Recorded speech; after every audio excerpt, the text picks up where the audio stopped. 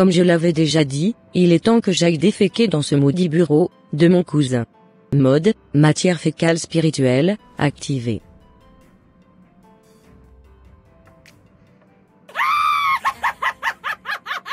Bon, je viens de finir mes besoins dans ce maudit bureau. Je vais tranquillement retourner là où j'avais quitté. Tu es cuit, mon cousin. Fallait pas venir te vanter auprès de moi. Tu croyais que je ne pouvais pas avoir accès à ta vie? Détrompe-toi, mon cher cousin. Rien de bon ne sortira du milieu de vous. À moins que vous acceptez Christ dans votre vie. Tu ne sais vraiment pas ce qui t'attend.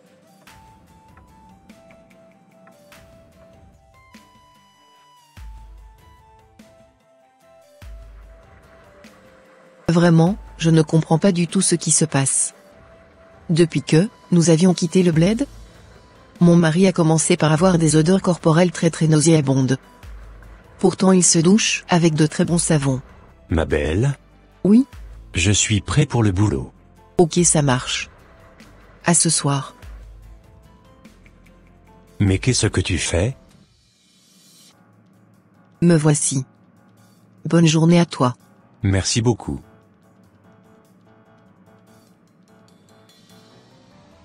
Mais, qu'est-ce que tu as?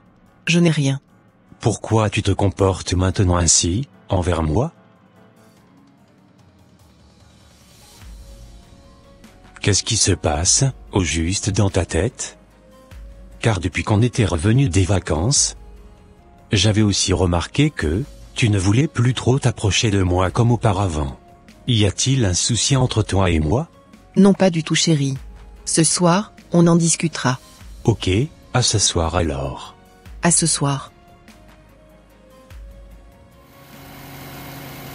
Je ne comprends plus ce qui se passe. Depuis que j'ai repris le boulot, mes collègues sont très distants avec moi. On dirait que je sentais mauvais. Pourtant, je me lave tous les jours, et je me brosse aussi les dents. Avant que j'aille en vacances, ils ne se comportaient pas ainsi avec moi. Mais, qu'est-ce qui est à la base de ce changement de comportement de mes collègues?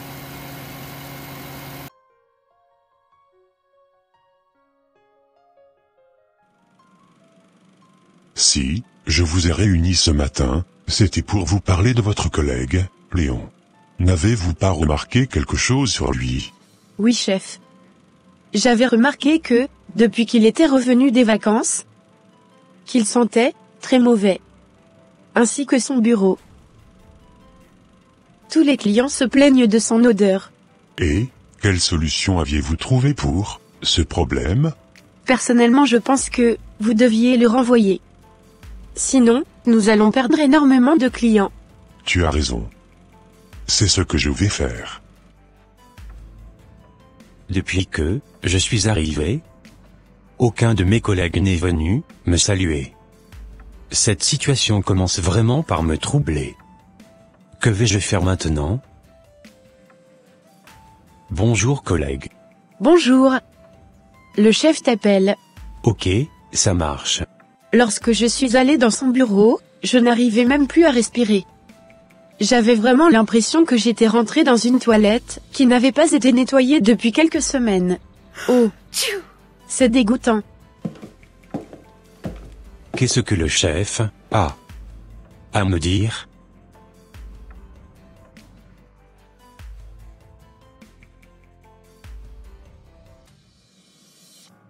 Rien que le fait de passer devant son bureau donne la nausée. Il faut que je le renvoie au plus vite. Sinon, mon entreprise fera faillite. J'espère que c'est lui qui arrive. Oui. Bonjour chef. Bonjour.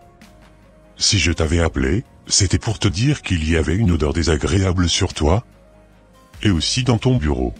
Quoi? Pourtant moi, je ne sens rien du tout. Ah oui?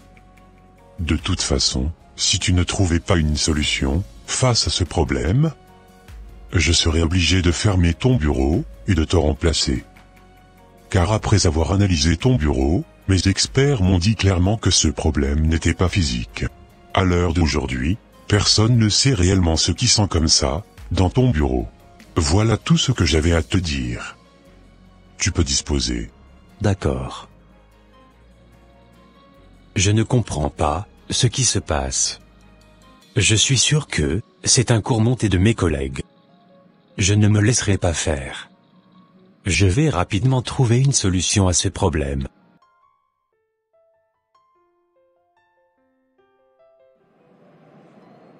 J'aimerais bien annoncer à mon mari qu'il dégageait une odeur désagréable. Cependant, si je lui annonçais cela, il se mettra dans tous ses états.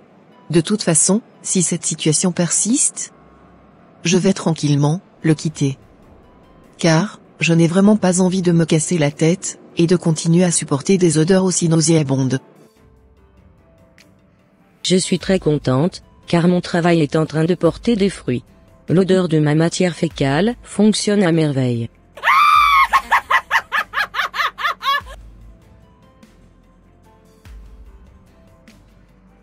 Nous ne sommes qu'au début du commencement.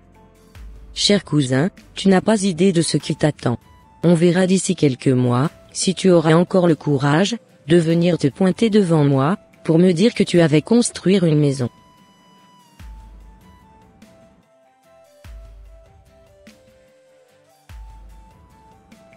Comme je te le disais, voilà ce que mon patron m'avait dit aujourd'hui. Je pense qu'il a raison. Quoi? Moi aussi, j'avais remarqué cela. Toi aussi, tu oses confirmer ce que mon patron m'avait dit? Je confirme la parole de ton patron parce que, c'est une vérité. Je ne savais pas comment te l'annoncer avant. Car, je ne voulais pas que tu te fâches contre moi. J'espère que tu n'es pas en relation amoureuse avec mon patron.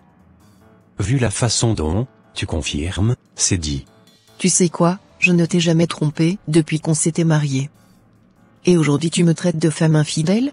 Je ne vais jamais te pardonner ce langage que tu venais de tenir à mon égard. D'ailleurs, je suis fatigué de ton égoïsme. Si tu ne veux pas accepter la réalité, je vais prendre mes bagages et partir. Ah bon? Donc tu veux partir?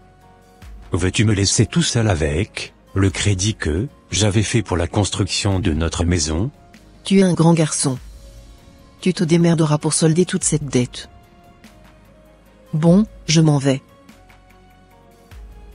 Tu es ma femme, et tu n'iras nulle part. Nous nous sommes mariés, pour le meilleur, et pour le pire. As-tu oublié que nous sommes chrétiens? Tes façons de faire ne reflètent pas le comportement d'une vraie chrétienne. Toi aussi, tu n'agis pas du tout comme un chrétien. Tu es trop orgueilleux. Moi, je suis chrétienne, non pratiquante. Toi aussi tu es ainsi. Tu n'as pas le droit de me parler ainsi. Je vais te parler comme je veux. Tu ne peux rien me faire. Aïe, aïe, aïe. Voilà ce que tu mérites. Vas-y ma belle. Dis-lui que tu ne veux plus de lui.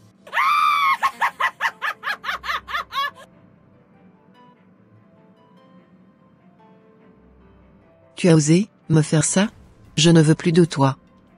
Je vais partir. Excuse-moi. Je ne sais vraiment pas ce qui m'a pris à te faire cela. Ne cherche plus jamais à me voir. Au revoir. Je ne comprends plus ce qui m'arrive. On dirait que j'étais envoûté. Problème d'odeur, par-ci, problème avec ma femme par-là. Franchement, je n'en peux plus. Je préfère aller rapidement régler ce problème avec mon ancien maître spirituel, que d'aller chercher le secours à l'église. Car, je sais que mon ancien maître spirituel est ultra rapide, et tellement efficace. Il va pouvoir me trouver une solution, par rapport à tous ces problèmes, que je traverse actuellement. Direction, chez mon mentor spirituel.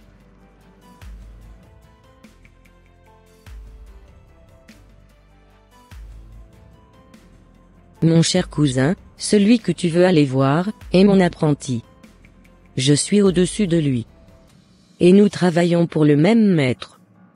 Je vais te devancer, pour lui dire, de te renvoyer, quand tu seras chez lui. Mode, avion spirituel activé. Où es-tu, mon disciple? Je suis là, maîtresse. Mon fils est en train de venir chez toi. Donne-lui de faux espoirs. car c'est moi-même qui gère ce dossier. Est-ce que, je me suis fait comprise? Oui, maîtresse.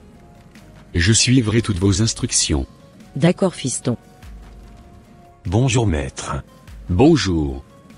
Je sais déjà ce qui t'amène ici. C'est parce que tu es devenu chrétien, que tu rencontres tous ces problèmes. Je pourrais t'aider à une seule condition. Et quelle est cette condition? Tu dois me promettre que tu renonceras à cette religion, et que tu seras définitivement à nous. Je vais réfléchir, et vous tenir informé. Ok. Mon cher ami. Tu as déjà mis tes pieds chez nous. Et cette fois-ci, tu ne t'en sortiras plus.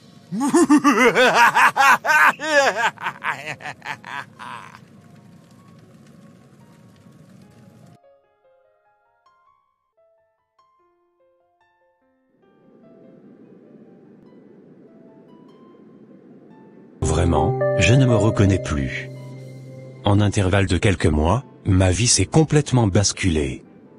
Je ne pouvais jamais imaginer que, je me retrouverais dans une situation pareille. Franchement, j'ai tout perdu. En plus de cela, je me suis totalement éloigné de Dieu. La rue m'a servi de leçon, et je suis fatigué de vivre dans la nature comme ça. Je m'en vais voir un ami pour qu'il me vienne en aide.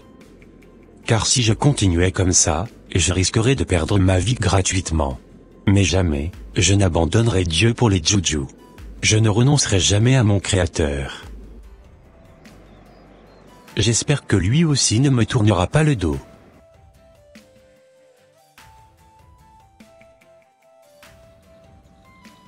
Comme je te le disais mon ami, voilà tout ce qui m'était arrivé, depuis que, j'étais rentré des vacances. Waouh, je compatis vraiment à ta douleur. Cependant laisse-moi te dire que, c'est toi-même qui as ouvert la porte à l'ennemi de rentrer dans ta vie. Parce que tu es allé construire ta maison au bled, tu as commencé par dénigrer tes frères et sœurs auprès de ta grande famille. Pourtant tu étais un chrétien. Un chrétien n'agit pas de la sorte. Tu t'es toi-même attiré des ennuis. Et de plus, tu as abandonné le chemin de Dieu, pour aller chercher la solution chez d'autres dieux. Chose qui est en abomination à l'Éternel. Tu dois sincèrement te repentir. Car, tant que tu es en vie, il y a encore de l'espoir pour toi, et tu peux encore revenir vers Dieu. Car il est écrit dans le livre de Proverbe 28, verset 13, ceci. Celui qui cache ses transgressions ne prospère point, mais celui qui les avoue et les délaisse obtient miséricorde. Tu as totalement raison mon ami. Je reconnais que j'ai offensé Dieu. Et je regrette du fond de mon cœur mes actes. Je prends aujourd'hui l'engagement de le suivre et de respecter tous ses commandements. C'est bien de revenir au Seigneur Jésus-Christ, car il n'y a que lui seul qui pourra te désenvoûter de cette odeur qui est sur toi, et même te restaurer. Il peut aussi faire revenir ta femme. Tu sais quoi? Même si je ne retrouve plus le confort que j'avais auparavant, j'aimerais juste faire la paix avec Dieu, afin qu'il m'accepte comme son enfant.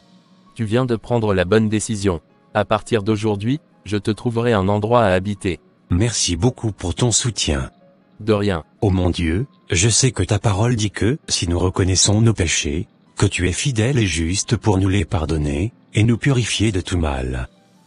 À partir d'aujourd'hui, je change d'attitude, et je me convertir pour que mes péchés soient effacés. Merci Père éternel, car, j'ai la foi que tu as exaucé ma prière. C'est au nom de Jésus-Christ de Nazareth que j'ai prié. Amen. Amen.